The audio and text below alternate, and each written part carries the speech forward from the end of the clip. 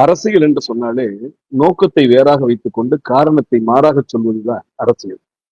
அந்த அடிப்படையில் புரட்சித் தலைவர் வகுத்த கட்சியின் சட்ட விதிகளை தனக்கு ஏற்றாற்போல் திருத்திய போது செங்கோட்டையன் பொறுமை காத்தார். புரட்சித் தலைவி அம்மா அவர்களுக்குத்தான் நிரந்தர பொதுச் செயலாளர் இருக்கை என்று சொல்லிவிட்டு அந்த இருக்கையை அபகரித்துக் கொண்ட போது இதே செங்கோட்டையன் பொறுமை காத்தார்.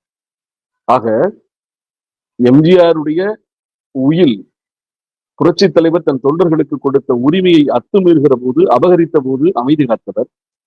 புரட்சித் தலைவி அம்மா அவர்களுக்கு நிரந்தர பொதுச் செயலாளர் இருக்கையை நாங்கள் விட்டுக் கொடுக்கிறோம், வானுள்ள காலம் வரை, இந்த வையகம் உள்ள காலம் வரை, பூமியுள்ள காலம் வரை புரட்சித் தலைவிதான் பொதுச் செயலாளர் என்று சொல்லிவிட்டு ஒரு தேர்தலை நடத்துவது போல நடத்தி, அந்த தேர்தல் ஒரு வாக்கில் 2 தலைவர்களும் தேர்வு செய்யப்பட்டு சில நாட்களிலேயே தான் நடத்திய தேர்தலையே கருக்கலைப்பு செய்துவிட்டு நான் தான் அதிமுகவின் அதிபர் என்று எடப்பாடி அதிமுகவை அபகரித்த போதும் அமைதி காத்தார்.